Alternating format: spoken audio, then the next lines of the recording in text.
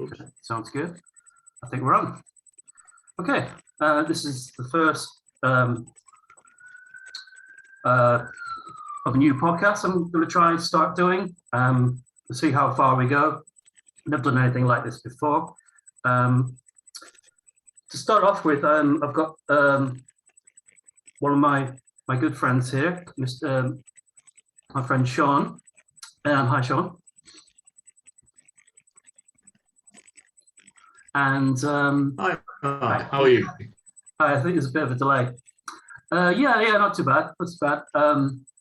Nice day here. I thought it was going to, the awful heat was going to stop, but it's carrying on by the looks of it. So yeah, a bit nervous. Very English. It's very English, isn't it? To talk about the weather. Yeah, there we go. Starting off great. Okay, so I wanted to get you on because you are a teacher and you've been through this pandemic, and I wanted to get to hear your thoughts about that and when it started, and also you very kindly came to lots of bookstore events that I organised in London when I was there as a bookseller for Waterstones. You came to so many. It was you were very, very kind all the time. So yeah, I just thought you might want to reminisce a little bit about that to start off with. Any particular ones in your mind that stood out? Ones that you really enjoyed, ones you weren't too fussed about. So yeah, which ones come to mind when I say that? Well, good question, Mark. As you say, I came to so many back then, and it was about 2005 to 2007, I think, when I was living in that area. Yeah. I think Lisa Jewell stands out because I was always a big fan of her writings, and I remember the fuss about and the great reviews about her first book, and I went out to buy it and enjoyed it and read it since. And finally, I think I met her for the first time at your store. So that was a good one. I think Kate Williams' one was always entertaining. And there's one I think with Simon Scarrow, the historian. I think he was debating with another couple of writers about their main characters. So one was debating Duke of Wellington, and one was Duke of Marlborough, and I think somebody else, maybe Peter Adams, maybe, not sure who the third was doing. I think Phil Marshall Montgomery. So there was always a very interesting thing. I'm a huge reader. Just always reading something. So I always loved going to these events. But I also had that sort of thing as well, to get out of the house from a difficult relationship. So it was like a win-win. All right. So I remember you really particularly enjoying the Lisa Jewell one. I knew you were a big fan. That may have been one of the first ones that brought you to the shop. But yeah, that timeline was about right. I was there from 2004 till for about 5-6 years. So yeah, that sounds about right. But yeah, you're always very, very generous with your time. And I forgot you lived locally as well. I always keep imagining you being where you are now, which is not too far outside of London. But yeah, you're very generous with your time, and thank you for doing that. I always felt guilty because my manager was insistent on doing the old selling the tickets for £3, and then you get the money back off if you buy a book. And I think it got to the point where I said just let Sean in, because he kept going. You came to so many, so that's one of my fond memories about that. But yeah, the historical ones are really... I normally bought the book anyway, so yeah. I remember there was one guy, I think he wrote something about, it was a history one. He was a very, very shy, quiet man, a journalist, I believe. And he wrote one about some queen, she was a self-titled queen, and she lived in, I think, what we call Papua New Guinea or the East Indies. But he just sticks in my mind too, because he could barely make eye contact, and his answers are very one answer. And that surprised me. I've been thinking, a writer and a journalist, he must be quite outgoing or easy with people, but this obviously thought this poor guy wasn't.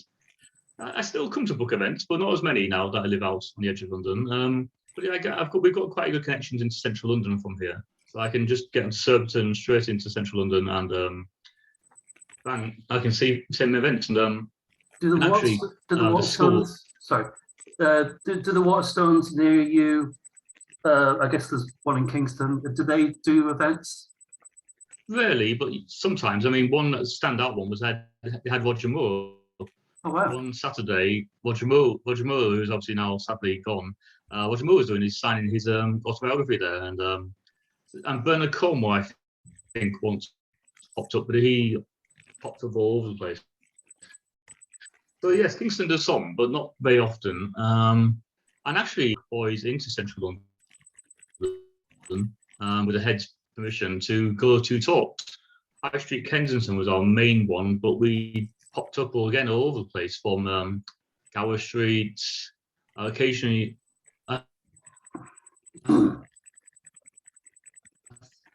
We were planning to go to Dawn's Books, but I don't know if we ever made it. National Art Museum a few times. Now a very terrible mess life. But yeah, so we used to boys, so it's still very doable. I would take a group of like 20 or 30 boys into London to different events. All right. Yeah, it was always quite fun as well by getting on the public transport. Yeah, with a lot of kids.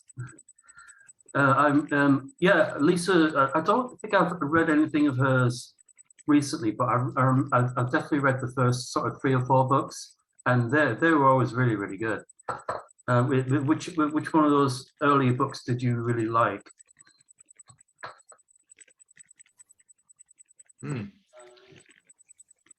Well, to be honest, I think I've read everything of hers, and my wife has too now. And I don't think I've found one that I really hate. There's one called, I think, The Truth of Melody Brown. I don't know if that's sort of in the middle or relatively new, but it was so good. I mean, I almost cried, to be honest. It's one of those books that really hits you at the end. She's very good at having that sort of like at the end. Although I'm quite bad at seeing the endings, my wife sometimes can pick up, oh yes, I can see this is going to come. I can see the storyline and where it's going to evolve into. For me, it's usually a journey. I'm thinking, where am I going? And in the end, she goes, wow, and poof, I didn't see that coming. And yes, she's always, every time I've met her at different events around, well, usually around London, Oxford Street, you're Notting Hill, friendly and open, and I'm glad to actually see that she's actually getting more and more successful. She does American tours now. Books are selling, I think it's in 500,000 figures. That she's gone from that chick lit rom-com sort of label, which I never felt fitted. I always thought she was a very good writer. Yeah, it shouldn't be in any particular. The early books were very. Yeah, the early ones I think were.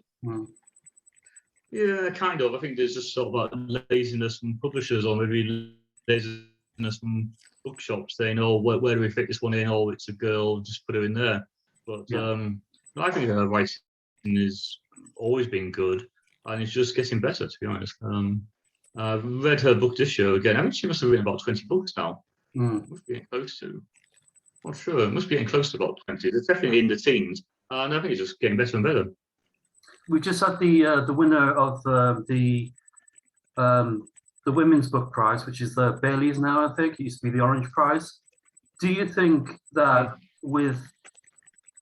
do you really think that there's still a place in the book world for a women's only prize? I did a little bit of research into this. I looked at the fiction prizes, and over the last 20 years, it's been pretty much an even split.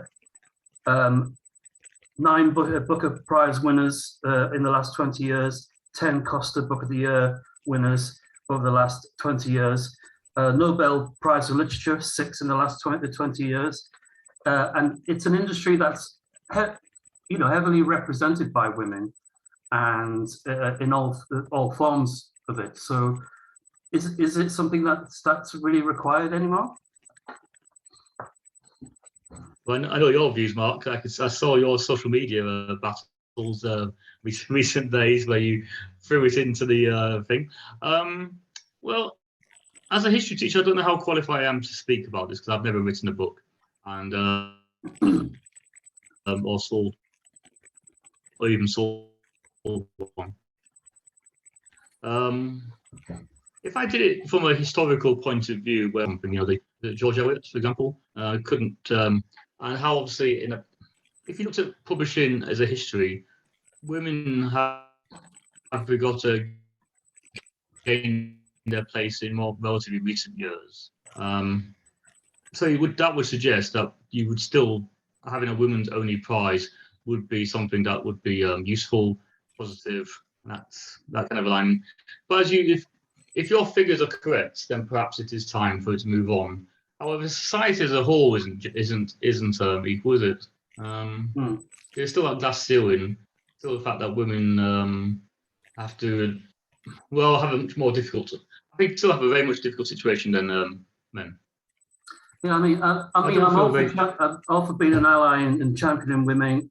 Most books I read are by women. There's so many bands that I like. I was at Sleeper the other night. So many bands that I like that are just mainly women as well. Oh, you saw Sleeper? Yeah, I saw Sleeper Friday night.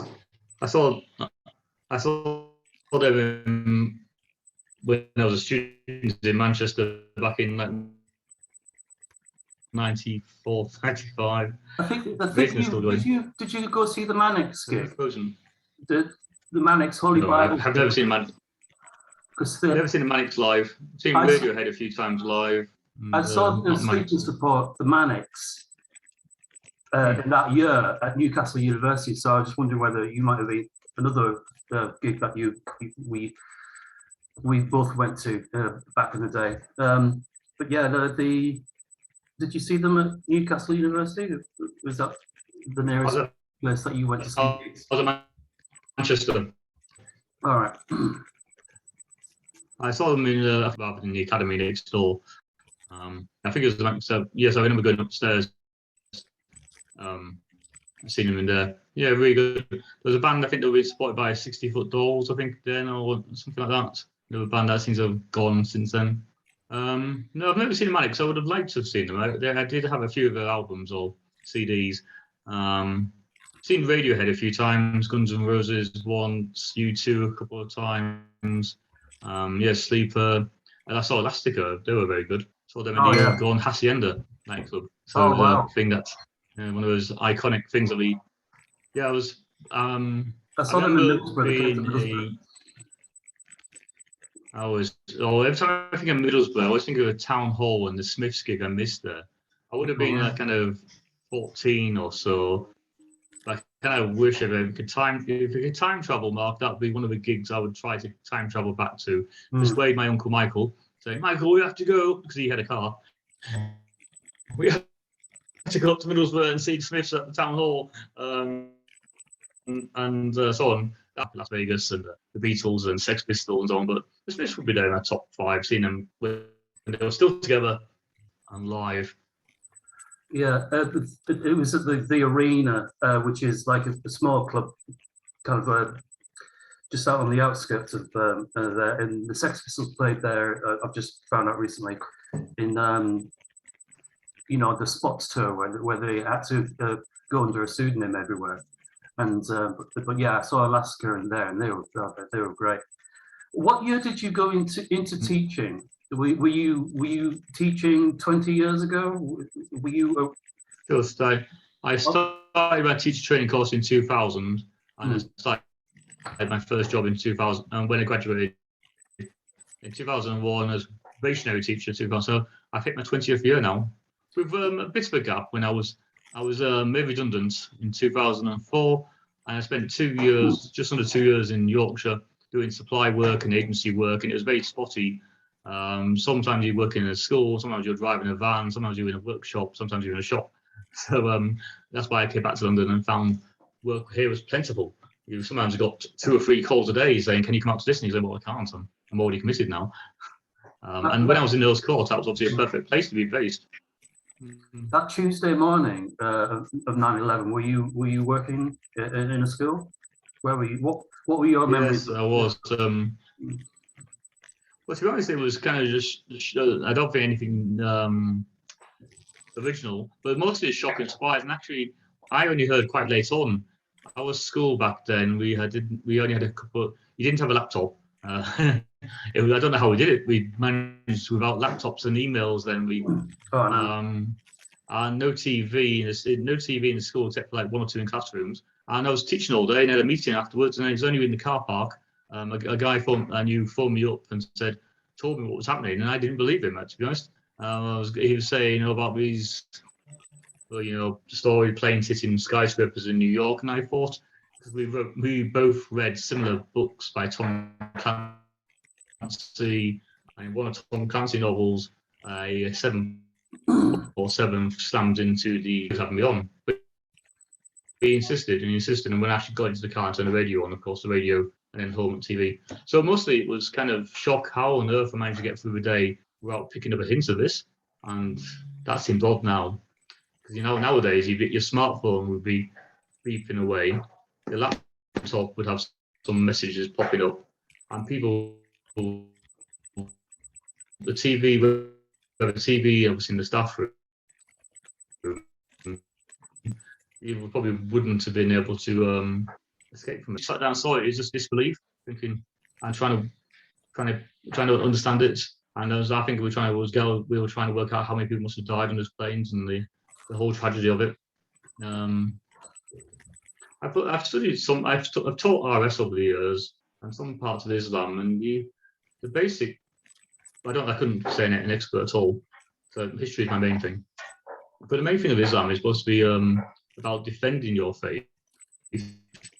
Defend your faith if you're being attacked. It seems strange to me, even now, 20 years on, how suicide bombers can blow up fellow Muslims, blow up innocent women and children, and still think that if they're a believer, that they're going to get into their paradise when you're breaking some of the main beliefs of Islam. If God has told you not to do this, and then you get to heaven and he says, I told you not to do this, why did you do it? Yeah. It seems completely confounded. But that's a problem, isn't it? Frequently, fundamentalists of most faiths, Jewish, Christian, Muslim, Hindu, Sikh, all probably equally guilty, as well as unbelievers as well. You go against things because you think you're right. Yeah. No, for the benefit of this video, I've already said it on. You've probably seen my story on Facebook. Yeah, no, I was working at Thistle Brighton and checking. I just checked in an American Airlines crew, and we had American Airlines, and we had like a Pakistan Airways cruise every day, and I just checked in the American one and gone down to lunch. And when I came back into there's a big atrium in the middle, and there's the receptions and the restaurants are kind of on one side of the bar. And in the atrium, as we came back up from lunch, there was the members of that crew, female members, crowded around a television that they'd wheeled out of one of the conference rooms, and in absolute floods of tears, just completely catatonic. And we were all like, wait, what? We were like, what's going on here? What's happened? It's just, we couldn't believe it. And we went to see if they were all right, and we just at that point, the second plane hit live on TV, and it was just like, oh my god. And one of the women who was screaming, her husband was a pilot for probably the same airline. Yes. And he was up in the air somewhere, and she had no idea whether he was on a plane or not. And we just kind of got on with the day and got on with our work. And and I every year when the anniversary comes around, I always think back. It's like, I wonder what happens if that pilot was all right. I mean, chances are he more likely wasn't one of the pilots, but I think about that every year. It's awful thing to do in the name of an invisible man in the sky. It just baffles me and fascinates me. Yes. One of the things I kind of wanted to do was interview a couple of figures who maybe have more controversial views about their faith and try and kind of get a sense of why do people do this? I'm not going to solve the world by doing the podcast, but it'd be interesting to talk to them and see how they feel. And so I don't know where to start though. But yeah, so one amazing tragedy to another. I was kind of just say, by the way, obviously when I started teaching, most of the children alongside me would have a clear memory of 9/11, but now most of the children I'm teaching weren't even born then. Yeah. So they're going, for them, it's very clear history. You only meet a handful that don't know anything about what they're talking about. But yeah, it makes you feel old. I know, and When you especially explaining to people. Start off with children. Explain to people a time before email and like what you were saying, and you trying to point that out to people, say oh, we didn't have everything at the touch of our fingers. When we wanted to find something out, we had to go to a library, look at an encyclopedia, and people just can't. There are people alive, adults alive, that have no concept of that. It does make you feel old. It's actually, you just remind me, I was working in a very nice school in north east London on supply work, technically Essex, because you're right at the end of the central line. And I was very interested in I'm always interested in libraries and what they've got, and so on. And I usually give some donations of books I've finished with, kind of thing. And they were chucking away their encyclopedias, and I said, "Oh, that's a tragedy. Why are you chucking away your encyclopedias?" He said, "One, nobody uses them anymore. Two, look up the internet in that encyclopedia, or Google or something." So I went over and tried to find it, and he didn't have it. It was not only was this encyclopedia not being used, it was totally out of date. It just I was actually down in Russell Square. I dropped my parents off at King's Cross Station this summer, and there was a great book called Scoob's Books off Russell Square. I don't know if you ever met Scoob's Books, great bookshop. And they were doing a special offer on their thing. The last ever set of Britannia encyclopedias for sale. They wanted I don't remember how much they wanted for it, but it says this is the last set. So it seems that Britannia encyclopedias have gone. I guess they just can't compete with Wikipedia and the like. Yeah. I know, it's makes you feel old. So from one historical catastrophe to another, 20 years later, and now you're a veteran of the teaching world, and I'm sure you're an absolutely brilliant teacher as well. Take me back to the beginning of the pandemic, and a bit. How did you feel when things were happening and getting shut down?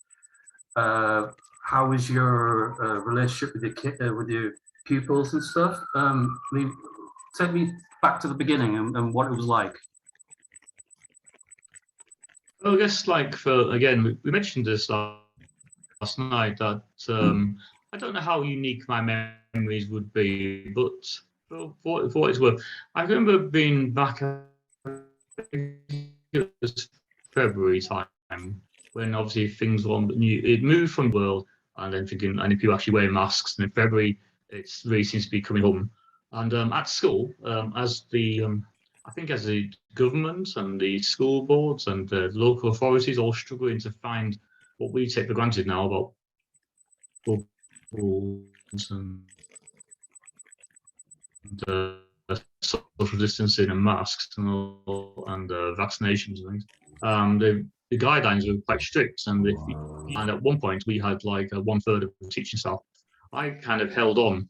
It seemed that most of the staff who had children were going off, and I think possibly because again their child had a symptom, therefore they were off too. So it got down to that. I usually do like one cover lesson a week, kind of for a colleague who was absent or sick or on course or everything. I was doing like most of us, about 2 or 3 a day.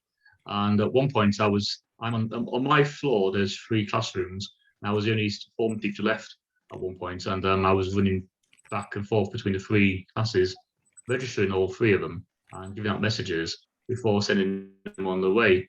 So at the start, you could feel it was like those apocalypse novels that you read, post the end of the world is coming. It did feel sometimes like that, as things were just disappearing. So we lost about 100 students who were in similar situations. Either the parents were not sending them in anymore because they were cautious, or they had a symptom of some sort, which proved most I think 99% times proved just to be a sniffle. So it did feel like, gosh, things are falling apart. And then Boris made his announcement that I think it was a Tuesday, I think, saying from tomorrow, everybody stay at home unless you're a key worker.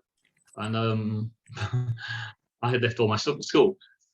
So on my very first day, I had to sneak in very early to grab my laptop, notebooks, planners, and things like that, and go in. But our school quickly, like most schools, said it would carry on working for key workers. So there was always somebody there.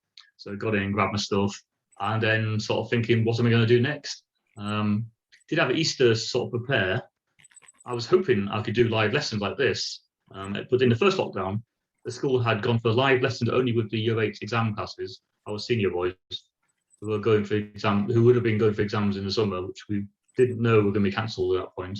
But the rest of the time, the other classes would have, you had to put a lesson there, a lesson for them to read, study, and work out. So that usually meant a lot of work preparing, because normally you can teach it. You get to say, right, here's a book.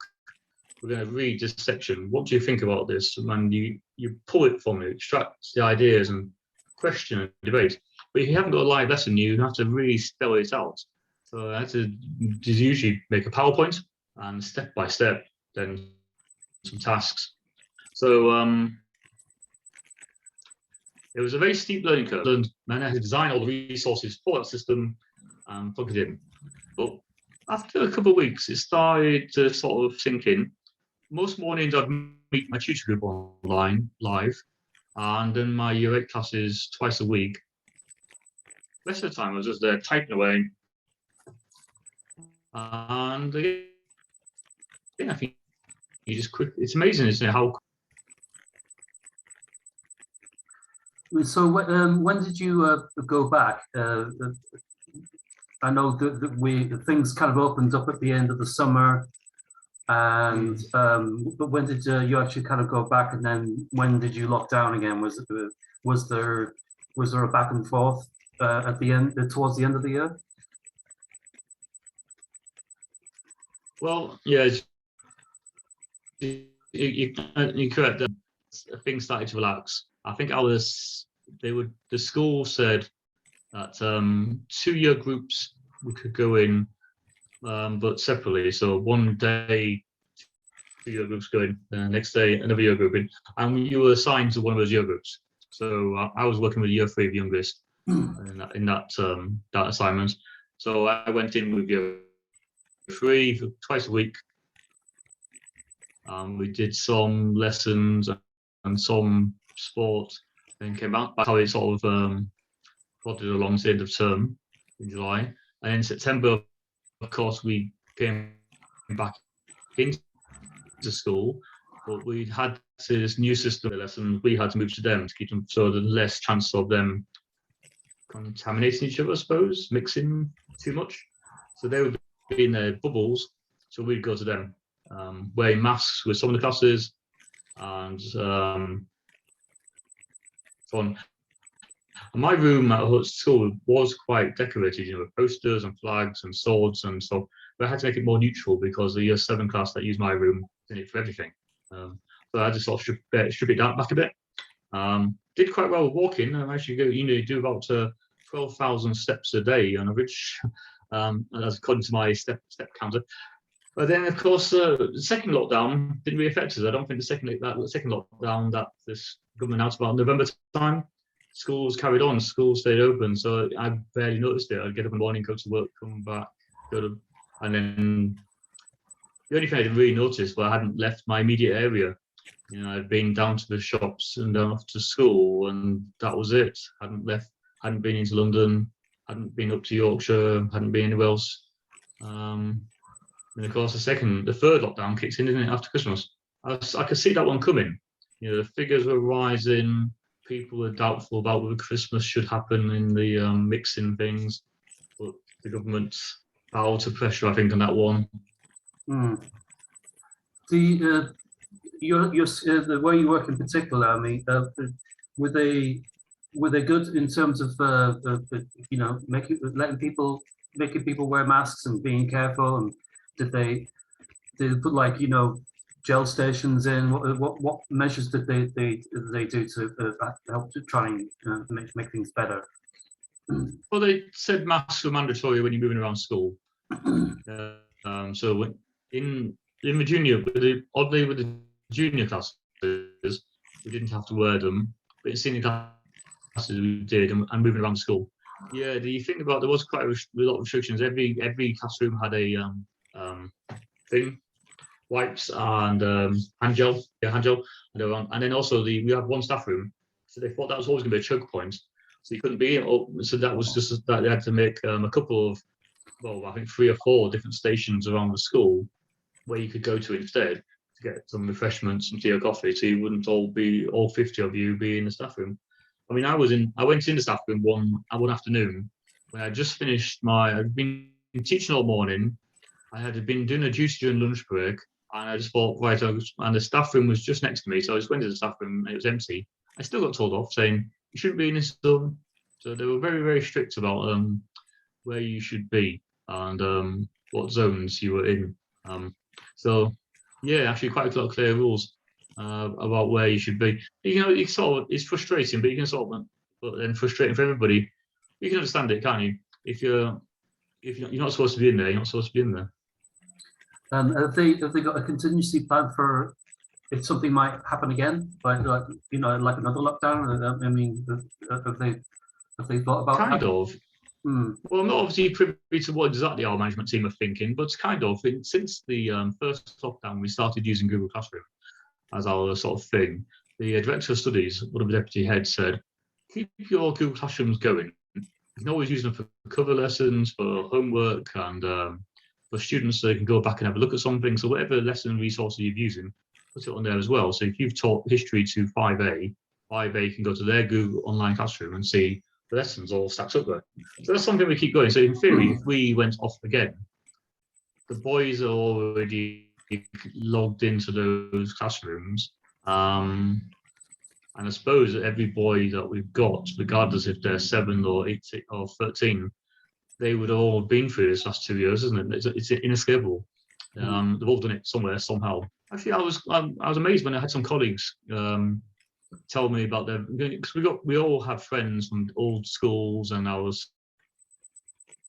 school college days, but how some of their colleagues had simply been told, "Oh, give them a list of books to read, and here's a worksheet. Goodbye, good luck," and didn't see them for 3 months.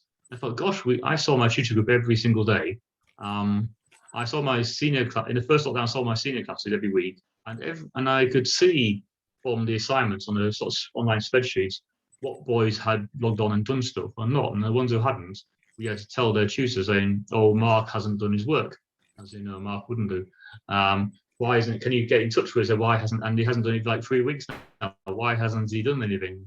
Often it was an IT problem or something, but so I think we were quite good, to be honest. Not being too biased, I was quite aware of how things were going. Yeah.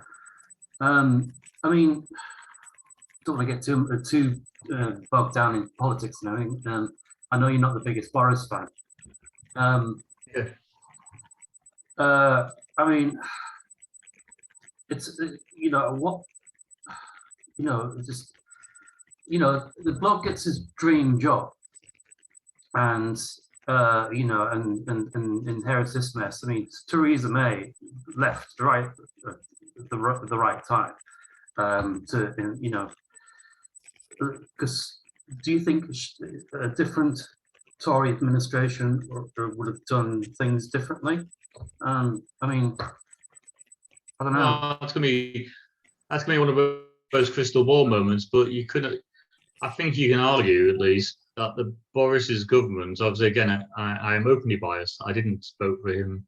I've never voted Conservative. So yes, I'll just sort of nail my colours to the mast there as I'm a bit biased. But I think you can successfully argue that Boris has put those people in that cabinet mostly because they supported Brexit, not because of their qualifications. And it does seem to be consistently still keep finding they keep making problems and having issues where Dominic Raab was on the beach during the Afghanistan collapse, for example, and so on. That was absolutely staggering. I was like, what? Yeah. You can't write. You know, a political satirist couldn't write that. Yes, I think he's been quoted about saying he just realised how important Dover was when that came up in debates. I hadn't realised that Dover was quite an important port. And Matt Hancock's, I suppose you say, alleged corruption, although I do use it quite a good example in the classroom, that if you are the Minister for Health and you are giving contracts for health equipment to your sister's firm and you have shares in the same company, is that corruption? Is that in a vested interest? Is that allowed? So I would argue that any other government, it's hard to say, isn't it? It's what if, isn't it? It's what if Hitler had done this or if General Lee had done that. But it does seem that they're just there for that one purpose, to get Brexit through, and that's all they're good for. And then you can obviously argue what messed a bit of that too. They're not very good at it. Just seem not very good at their jobs. I think I mentioned this to you before, that I had boys who were 9 years old saying, "Why are the airports still open?" Or rather, why aren't flights being screened? If people are flying in from Rome, Beijing, Delhi, and so on and so on and so on, the whole world basically, why aren't they being screened? Especially during the first lockdown, and the second and third lockdown, it seemed to be a very long time before we were screening people coming in. And I think we had different variants. We had the South African variant, the Brazilian variant, the Delta variants, and so on, all kept arriving because we had a very bad government. I mean, obviously, I was a Jeremy Corbyn fan at start because I thought Labour was returning to its roots. Labour is supposed to be left of centre, and he was certainly left of centre. And for all his failings, and obviously he does have a few failings, that he was unable to control anti-Semitic elements in his party, although I don't believe he was anti-Semitic. For all his failings, and there was obviously a few, he would have, I think, handled the crisis better. He wouldn't have been given contracts to multimillionaires. He would have been looking after the NHS from his first day in the office. I would argue the Conservatives have been trying to sell off the NHS and running it down for the last decade or so. And part of the problem we've had is an NHS that is a shadow of what it could be. Top heavy with administration, units sold off. My local hospital, my former local hospital in Northallerton, has got asset stripped by the James Cook Hospital in Middlesbrough. The local MP there, who's also our councillor, has done nothing to stop it. So once a leading light hospital that served a lot of North Yorkshire, particularly the Yorkshire Dales, the huge sweep into Wensleydale and out towards Hawes and Riverhead. So it doesn't just serve Northallerton, it serves a huge area down to Thirsk and over. Has now been stripped and stripped and stripped, and all the better units, people, wards, equipment, are all from Middlesbrough. So if you fall down and break your leg on Northallerton High Street, instead of having a 2-minute drive to the Friarage Hospital in Northallerton, now you have a half an hour down the A19 to James Cook. That seems to be a great example of how the Conservatives see the NHS. I think any other Conservative government might have done a better job, and Labour, even for their failings, would have done a better job. Although I've said I don't, since Corbyn's clear pro-Brexit views have come out, and the anti-Semitic problem inside Labour. Although I would say I don't believe he is. And I asked some Jewish friends if they thought he was, and they couldn't believe he was, although they thought it wasn't a problem with the Labour Party. He has campaigned against racism since the 80s, against apartheid. So why would he suddenly start being anti-Jewish? He just hasn't been able to control that element in his party. There's a sweeping lot of things, isn't there? A lot of politics there. Yeah, and you would go on it eventually. Do you have any dealings with the education department in the position that you are? Personally, no. Does the head look after all that? Yeah. Well, see, being I suppose after an independent school now, I started in the state sector as a boy. State sector was my first schools. I taught in, and then most of the supply work I did in state schools. I think I did a private school once in my supply circuit. As an independent school, we have to follow, I think, or rather, we adhere to the guidelines. but we're going to have to. I think though when the government says everything closes during lockdown, everything closes.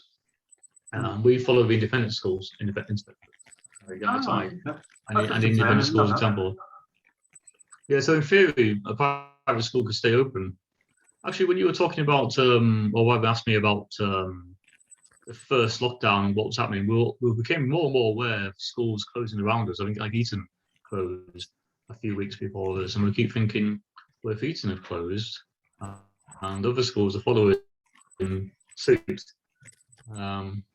should we be closing, kind of thing? But obviously, that's a different age range. They're a senior school and bigger. Oh, okay. Well, I think that covers everything that I have planned. Is there anything you want to chat about? Well, it's good to see you, Mark. Good to see you. I think I actually covered everything I wanted to say. I mean, yes, in hindsight or something, retrospect, looking back, I feel we did quite a good job with our children. And there's always that thing where if you were highlighting, for example, Mark was not logging on, he was missing his lessons, and you said to the tutor, say, Mark's not doing this. Mark being also a substitute name for any real students that might have happened. You'd say the tutor and the head of year would be getting in touch saying, why isn't he logging on? And the parent would confess saying, I'm having real issues, he's not enjoying this, he doesn't like being this, he would rather be back with his friends and so on. In those cases, we were allowed to bring them into school.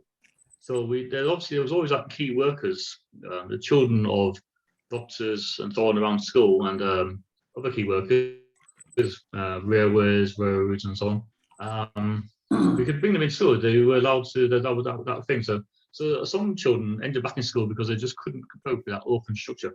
So there was always different avenues we could explore. So I felt that although I think the vast majority of students didn't like lockdown, didn't like this learning, I think their education didn't suffer as much as it could have done. Did you hear managed about to explore different opportunities. Did you hear about a lot of parents having trouble homeschooling or attempting it?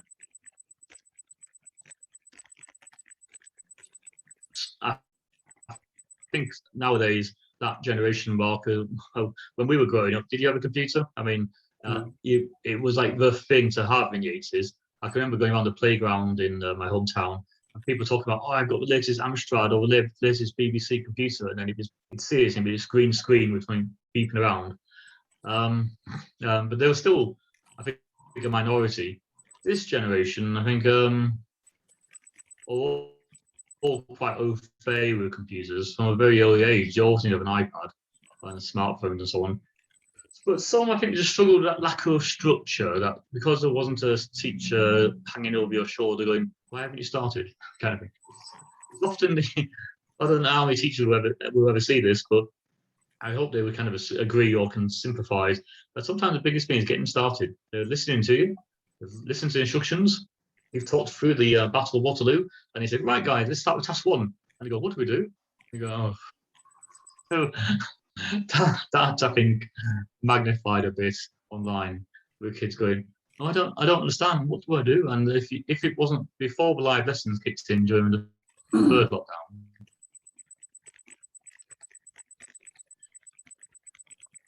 when all the lessons went live, then I think they struggled a bit more when they had to look at the worksheet where they struggle, I think, a bit more with just simply independent learning, perhaps. Oh, excellent. Well, thank you very much for your time, John. I really, really appreciate it. And hope you enjoy the rest of your Sunday. Say hello to your lovely wife for me. One day we will meet, I'm sure. Yeah, thank her for looking after you and making my friend happy. So yeah. I will, Mark. Thank you. I will pass on your kind words. Okay. Well, thank you very much, Sean. See you on the interwebs. Yes. See you around. Okay. Bye-bye, mate. Bye now. Cheers.